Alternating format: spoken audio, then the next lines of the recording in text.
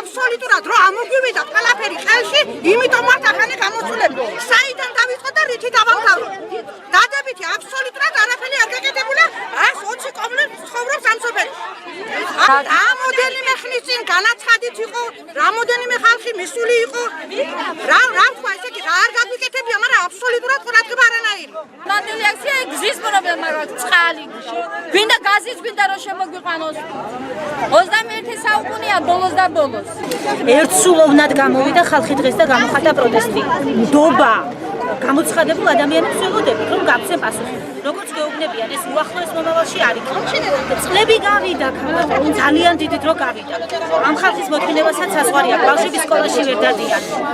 სამსახურში მისვლამდე ძალიან დიდი დრო გჭირდება, რა ვიცი, 2 საათით ადრე უნდა გამოხვიდე სახლიდან, რომ დროზე სამსახურში მიხვიდე. გარდა იმისა, რომ დასრული და ტროიანი მიხვალ იყო. გათვალისწინებული გეგმის მიხედვით პროექტი მზად არის ამ ქუჩის კეთილმოწყობისათვის ასფალტის საფარი დასაფარავად.